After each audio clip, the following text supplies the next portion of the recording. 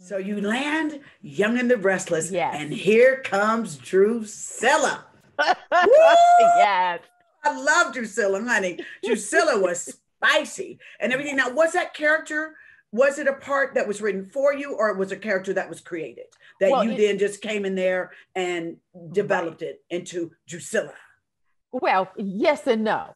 But I will Mm, just tell you, Black women in the South wrote into the show. They wrote into CBS and they said, good. look, we need to see someone that is different from Mamie, because they love Mm, Mamie, who was the mm-hmm. maid on the show, but they said, but this isn't all that we are. So Right. really out of that fan mail was a demand. Now, this was back in the day when fan mail, baby, if you didn't have fan mail, you might have been wrote For like, oh, real. babe, you not like fan mail back in the day. Like I can remember back in the day getting like boxes of emails and would be fan mail and would be like, oh my God, okay, I'm doing good here. Right. Fan mail, literally back in the day, people would write in and characters could be written into a show or written out of a show. So I'm just so Absolutely. proud to hear that fans requested for some fresh blood and they wanted some chocolate. And it That's was you. absolutely the truth. Everything you just said. I Yes. mean, the fan mail makes or breaks back in the day and still Mm-hmm. does by way of social media, can make or Yes. break a character. So it was Black women in the South that created essentially Drusilla. Mm. So I knew the audience I was auditioning. I mean, I knew the audience I was performing for. Mm-hmm. I knew that that was a big part of my audience, not exclusively the audience, but it was a big Mm. part of it. And so, baby, I laid into that character. I just put Yes. everything I had into her, from ballet to, I gave it everything I had. I love it. I love it. So now you mentioned something before we got into the fan mail thing about they told you now we have to relocate you. What was that like? Because now you have your baby, right? You Right. got the baby. You're like, okay, mama got a job, but Right. you got to go from New York now to LA. Right. Well, first of all, I'm a ballet dancer. We never heard of such luxury. Like, what Mm. do you mean? You're going to fly me and move my things across country so I can work for you? I'm from bus and truck country. so, so that was exciting. Getting an apartment that was 2 bedrooms. I mean, the whole thing, my whole life changed. I had to learn Mm. how to drive and get a car. And so there was a whole change in my lifestyle, essentially. Yes. And it Yes. was great. It was great. I was so excited. And then as I got onto the show, of course, the mail kept pouring in. I mean, from everywhere. Like, people love the character. People say, I can Yeah. relate to this woman. We want to see her parents. We want to see if she has family. And as you know, many times Mm. with Black characters, we're just like sort of raised ourselves in the wild. You never see Right. who brought us to the place. So Drusilla, shoot, including your character, I I'm really know. inspired like 12 contracts. Absolutely. Proud of And that. and I just got to share another behind the scenes moment with me and Vicky. That's what we call you, Vicky. Yeah, that's right. Who is just you got a heart of gold. You really do. And I remember that I was wanting to get an audition for the movie Independence Day, and I was on Young and the Restless as Stephanie Simmons, and they were like, no, honey, you're just on a little soap opera at the time. Do you know the producer's wife, Bill Fay's wife, was at home and saw me on Young and the Restless. And that was the reason why I got the audition. But I remember Wow. that day, me and you, we were kind of rehearsing, and it was me, you, Kristoff, Shamar, Tanya, Tanya Lee. yeah, Tanya Lee, and we were all, and I was kind of over there flushed in the corner, and you could see something was wrong with me, and you were like, "Hey, what's going on?" I was like, "Oh my God, girl, I'm finally gonna get to audition for Independence Day, and I really want to do it." And she stopped me, like literally in my tracks, y'all. She said, and I say this to this day, "Honey, don't wear your shirt on your sleeve." Now, first of all, I didn't know what she's talking about.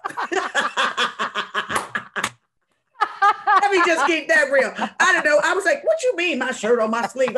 What? It's connected. What are you talking about? She's like, honey, don't ever let them see you sweat. Yeah. They will figure this out. You stay here, stay professional doing this job. Your agents will work it out for you. And they That's did. right. I've never, ever forgot that, because I was kind of freaking out, not like all in my way. And you just calmly pulled me to the side. Once again, those angels that come in your life that never know, you know, that they open up a door for you. So I just want to thank you. I don't know if you remember that story, but you did. You pulled me to the side, and then I got the part, and my life completely changed, you know? I love that you shared that. Yes. I'm so grateful that you reminded me about that, and that Yes. how important it is for us to pull each other up and help Yes. each other. And just that this is so full circle being on your show right now. I It's know. really deep. I know, we're I got still chills. here. Okay. We're still here. And thriving. And thriving. And I mean, because, you know, I mean, Young and the Restless, you know, like I said, being the number one, the visibility Yes. that you get from the show is amazing. True. And do you mind if we talk about Kristoff for just a moment? I would love that. I don't mind at all. Good. You know, he's gone, the late Kristoff St. John, who both of us, he played Neil on the show with you for years. And honestly, I kind of saw you at at his services, and you were a little bit far away. And honestly, I didn't really know it was you because of the gray hair. I didn't even really, you know what I mean? And I was just kind of, I ran into some other folks that we did Generations with, but man, talk about an amazing guy. That, you know, what was it like for you, your experience working with Kristoff? Well, like you said, amazing. He was like a big kid and a teddy bear, and so generous when we worked together, Vivica. Like, he was always wanting to get into the sandbox and how can we make the scene better. You know, always concerned about others. He just wasn't, he didn't have a mean bone in his body. He really didn't.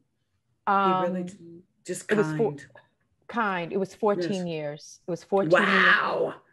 And when I had an opportunity to produce later on a different platform, I asked Kristoff, listen, do you want to do a movie with me? And I can get you in as an executive producer, because that was a goal of his, to produce. And he did produce a movie in the past. And I asked him if he wanted to collaborate. And he was so like on board with it. And we did this movie in Atlanta. And he just was so proud that we were able to work together again. And of course, it was a shock, Vivica. It was a shock to all of us. Me too. And a great loss. But he's there. He's such a bright spirit. You know what I mean? Yes, I do. I miss him.